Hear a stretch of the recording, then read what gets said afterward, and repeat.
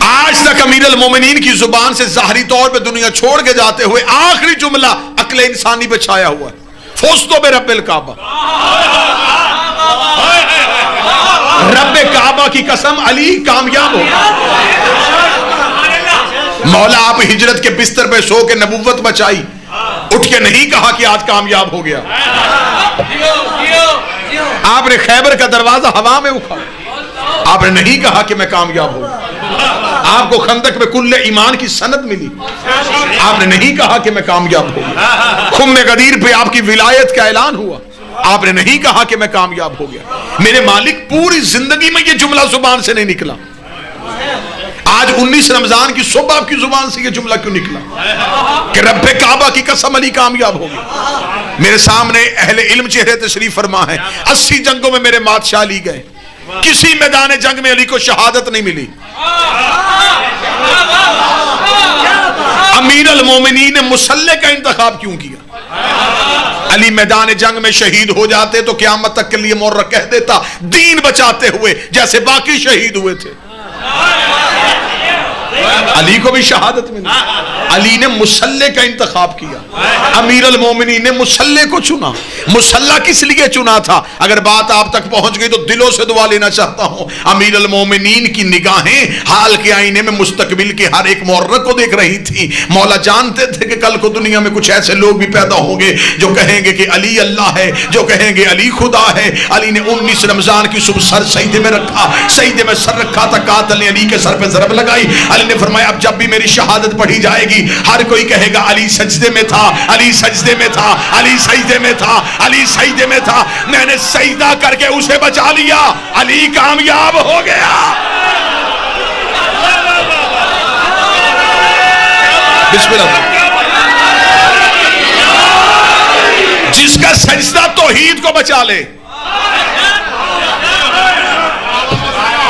ہمارے سجدے ہیں گناہوں کی معافی کے لیے، امیر المومنین کا سجدہ ہے اسے بچانے کے لیے۔ اگر اجازت دیں تو لفظ تبدیل کروں، ہم سجدہ کر کے خود کو بچاتے ہیں، علی سجدہ کر کے اس کو بچاتا۔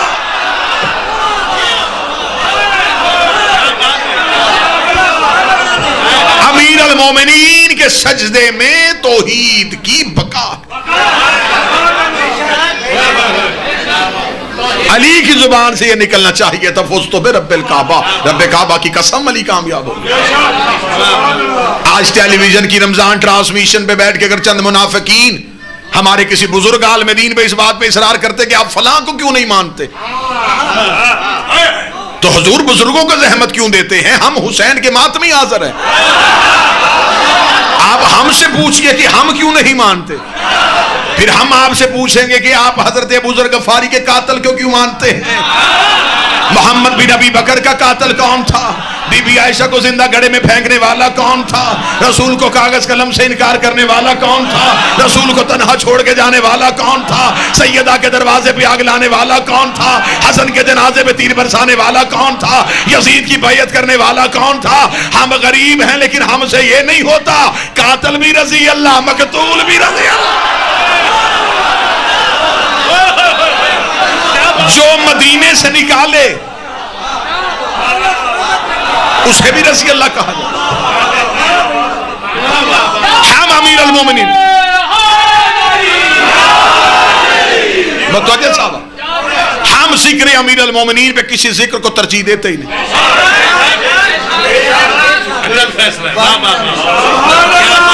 ہمیں کیا ضرورت ہے، ہمیں کیا ضرورت ہے سرداروں کے ہوتے ہوئے نوکروں کی بات چھیڑے؟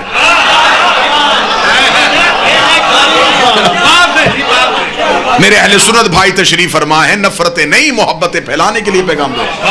میرے اہل سنت بھائیوں کے بعد 10 صحابہ کرام کے نام ایسے ہیں جنہیں وہ عشرہ مبشرہ کہتے ہیں۔ عشرہ مبشرہ کون ہے؟ وہ کہتے ہیں کہ وہ 10 صحابی ہیں جنہیں نبی نے زندگی میں جانے میں جنت کی بشارت دی کہ تم جنت میں جاؤ گے۔ تو آپ کے پاس صرف 10 ہیں جنہیں بشارت ملی ہے۔ اب میرا خیال ہے کہ لفظ کہنے کے بعد مجھے چہروں کی زیارت کرنے کا لفظ کہاں تک وہاں ہے۔ آپ کے پاس صرف 10 ہیں جنہیں بشارت ملی ہے۔ میرے سامنے یہ جتنے بیٹھے ہیں انہیں نبی نے جنت میں جانے کی ضمانت دی ہے۔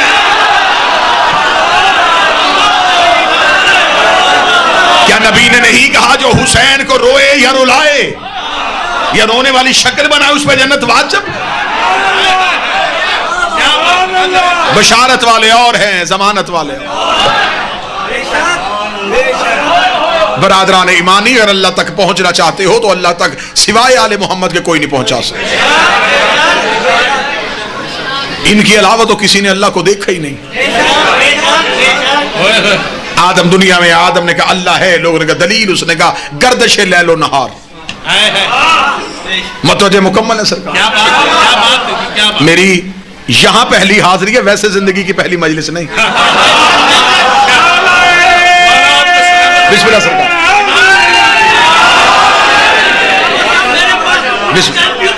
یہ سید منور شاہ صاحب تشریف فرمائے ہیں، میرے انتہائی قابل احترام شہید ولایت علامہ ناصر عباس صاحب کے بہترین ترین ساتھیوں میں ان کا شمار ہوتا ہے. جناب سید قاسمی صاحب تشریف فرما ہے، میرے محسنین میں ان کا شمار ہوتا ہے. لہٰذا اہل علم میرے سارے اپنے ذاتی چہرے تشریف فرما. میں نے کبھی کسی نئی جگہ پہ جا کے یہ نہیں کہا کہ میں آپ کے مزاج سے واقف نہیں ہوں، کیونکہ مجھے پتا ہے علی والوں کا مزاج ایک ہی ہوتا ہے.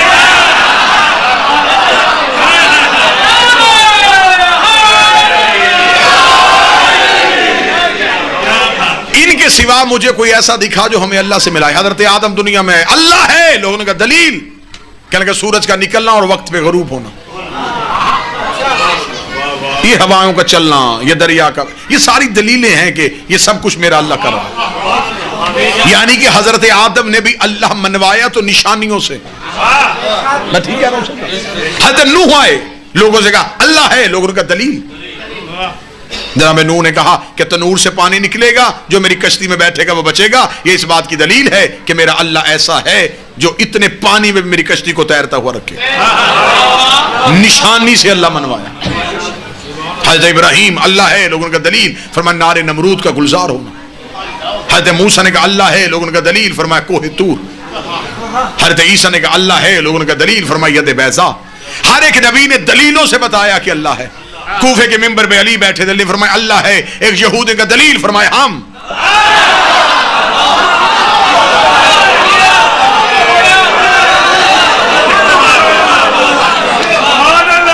ہم اللہ کے ہونے کی دلیل. اللہ خود تو زمین پہ نہیں آ سکتا نا، تو وہ مخلوق تک فیض کیسے پہنچانا تھا. سورج زمین پہ نہیں آتا، شعاؤں کو بھیجتا. شعائیں فیض سورج سے لیتی ہیں، مخلوق کو بانٹ دیتی.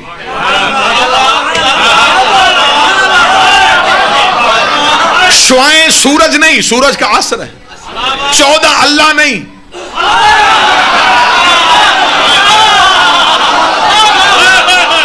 اللہ کا اثر. جیسے بغیر کرنوں کے سورج پہچانا نہیں جاتا، بغیر 14 کے اللہ بھی پہچانا نہیں جاتا. چلے میری نوجوان نسل سامنے تشریف فرمائے تو میں رمضان کا مسئلہ اسی بات سے حل کر دوں. جاؤ علم فلکیات والوں سے پوچھو، موسمیات والوں سے پوچھو. آج کی جدید ریسرچ یہ کہتی ہے کہ سورج طلوع پہلے ہوتا ہے، زمین پہ نظر 9 منٹ بعد آتا ہے.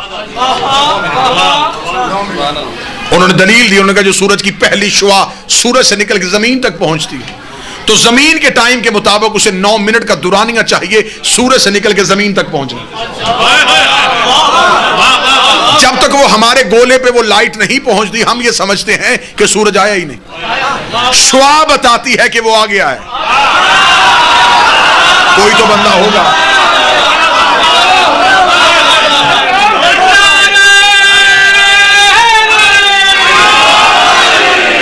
یقیناً میں ممبر پہ جھوٹ نہیں، میں سمجھ رہا تھا مضافات ہے، مجھے عوامی سطح پہ بات کرنی ہے.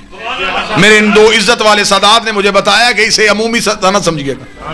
یہ مخصوص لوگ ہیں جنہوں نے قدیمی علماء کو سماعت کیا ہوا، لہذا آپ کی سماعتوں کے اس معیار کو سمجھتے ہوئے میں نے گفتگو اس سطح پہ. انہوں نے کہا سورج سے نکلتی ہر 9 منٹ بعد آتی ہے. 9 منٹ تک دنیا میں اندھیرا رہتا ہے کیونکہ شعاع نہیں پہنچی. شعاع سورج کی دلیل ہے. دلیل ہی کو عربی میں حجت کہتے ہیں.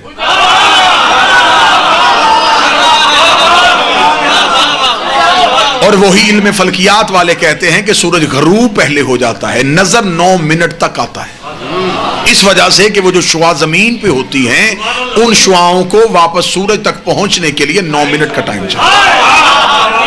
جتنی دیر تک وہ زمین سے سورج تک پہنچتی ہیں زمین والے سمجھتے ہیں کہ ابھی سورج ہے، لیکن وہ جا چکا ہوتا ہے۔ میرے جانے کے بعد سب بات سمجھ میں آئے تو پھر نوکر کو دعا دے دینا، رات بستر میں سمجھ آئے تو پھر نوکر کو دعا دے دینا۔ دنیا مولا حسین کی عزت قسم اگر ہم سے چاہے تو ہم سائنس سے اپنا مذہب ثابت کر سکتے ہیں۔ سورج نکلتا پہلے ہے، نظر 9 منٹ بعد آتا ہے، غروب پہلے ہوتا ہے، 9 منٹ تک نظر آتا رہتا ہے۔ اب بھی ہم زمانے کو بتائیں کہ ہم روزہ 10 منٹ بعد کیوں کھولتے ہیں؟ ہائے ہائے،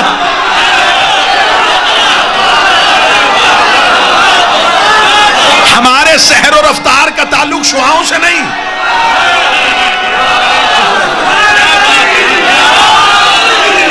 ہمارے سحر اور افطار کا تعلق،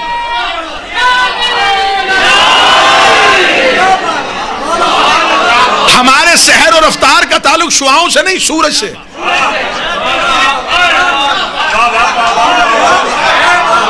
جب سائنس کہہ رہی ہے کہ 10 منٹ پہلے اور 10 منٹ بعد غروب ہوتا ہے تو پھر 10 منٹ کا فلسفہ تو ہم نے سائنس سے ثابت کر دیا۔ یہ انتہائی ایک جاہلانہ سی سوچ زمانے کو بتائی جاتی ہے۔ میرے اہل سنت بھائی تشریف فرمائیں، پیغام ان تک یہ پہنچایا جاتا ہے روزہ کھولنے میں جلدی کرنی چاہیے اس لیے کہ روزہ مکروہ ہو جاتا ہے۔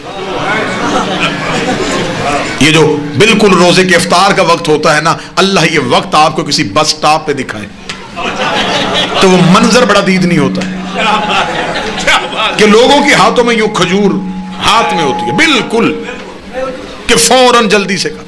کیوں؟ وہ کہتے ہیں جلدی کر لینا چاہیے کیونکہ پھر روزہ مکروہ ہو جاتا ہے۔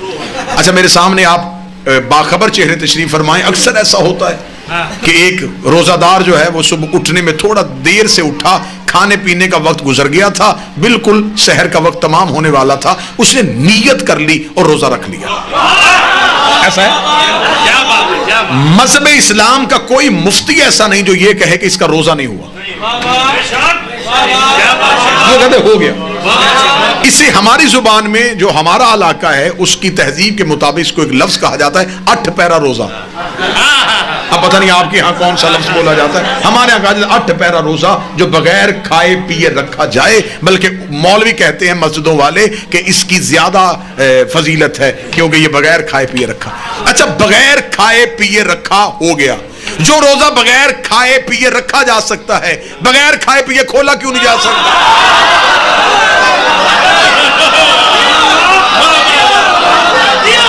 روزے کا تو اپنا وقت ہے، اس نے یہ نہیں دیکھنا کہ آپ نے کھجور کھائی ہے کہ نہیں کھائی۔ آپ فجر پڑھیں یا نہ پڑھیں، جب فجر کا وقت گزر جائے گا تو وہ گزر گیا۔ عبادات جو ہوتی ہیں یہ انسان کی محتاج نہیں ہوتی، انسان عبادات کا محتاج ہے۔ لیکن یہ ساری منفی سوچیں اس لیے آئیں کہ جب دین وارثوں سے چھوڑ کے اپنے جیسوں سے لوگ تو پھر یہی حالت ہو۔ لہذا جو بات میں آپ تک پہنچا رہا تھا، بغیر ان کے اللہ سمجھ میں نہیں آ سکتا۔ ہم تو سیدھا اللہ آیا ہی نہیں، انہوں نے بتایا کہ ہے۔ یہ جو سارے کلمہ پڑھتے ہیں نا اشہد ان لا الہ، ہم گواہ، میں گواہی دیتا ہوں ہے، یہ سب سے پہلے گواہی انہوں نے دی تھی۔ انہوں نے کہا ہے، ہم نے کہا ہے۔ ان کی ہے کا نام توحید ہے۔ انہوں نے کہا ہے، ہم نے تو اللہ نہیں دیکھا، انہوں نے بتایا کہ اللہ ہے، ہم نے ان کی زبان پہ یقین رکھا، اس یقین کو ایمان کہتے ہیں، تسلیم کیا، اس تسلیم کو اسلام کہتے ہیں۔ انہوں نے کہا اللہ ہے، ہم نے مان لیا۔ تو وہ اللہ سیدھا نہیں آیا، ان کے ذریعے سے ہے۔ قرآن بھی ہمارے دلوں پہ نہیں بھیجا، فرشتہ بھی ہم تک نہیں بھیجا، ان کے پاس بھیجا۔ جنت کی سرداری بھی ہمیں نہیں دی، جہنم سے بچانے کا اختیار بھی ہمیں نہیں دیا، انہیں دیا۔ یہ بھی میرے بدے ہاتھ ہے، فیصلہ گھر جا کے کرنا۔ جو اللہ ساری طاقت ہونے کے باوجود ان کے بغیر ہم تک نہیں آتا تو ہماری عبادت ان کے بغیر قبول کیسے کرے؟ رسالت مآب کی بارگاہ میں ایک صحابی آیا، قبلہ بخاری صاحب، اس نے آ کے کہا یا رسول اللہ نیکیاں کتنی اور گناہ کتنے، حسنات کتنی اور سیئات کتنی؟ وہ سمجھ رہا تھا کہ نبی ایک ایک چیز لکھوائیں گے۔ نبی کہیں گے نماز نیکی ہے جھوٹ گناہ ہے، روزہ نیکی ہے چوری گناہ ہے، زکوٰۃ نیکی ہے مال کھانا حرام۔ اسے کہا نبی لمبی فہرست بتائیں گے۔ نبی نے فرمایا نیکی بھی ایک ہے گناہ بھی ایک ہے۔ صدا سے دعا لے گا، نیکی بھی ایک ہے گناہ بھی ایک ہے۔ اس کا یا رسول اللہ میں نیکیاں پوچھ رہا ہوں، پھر میں بھی بتا رہا ہوں نیکی بھی ایک ہے گناہ بھی ایک ہے۔ سنی کتاب سے نہ دکھاؤں تو آپ کا نہیں 14 کا مجرم۔ اس کا نیکی کون سی اور گناہ کون سا ہے؟ فرمایا حب علی سے بڑی نیکی کوئی نہیں ہے، بغض علی سے بڑا گناہ کوئی نہیں۔ حب علی وہ نیکی ہے جس کی وجہ سے نیکیاں بھی نیکیوں میں شمار ہوتی ہیں، بغض علی وہ گناہ ہے جس کی وجہ سے نیکیاں بھی گناہ میں بن جاتی ہیں۔ اگر مجمع ساتھ دے بندہ دل میں بغض علی رکھ کے مصلی پہ آئے، بندہ نماز پڑھتا ہے فرشتے اعمال میں جھوٹ لکھ لیتے ہیں۔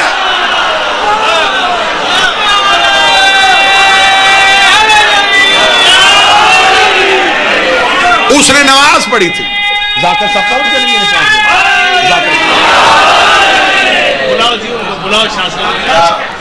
متوجہ صاحب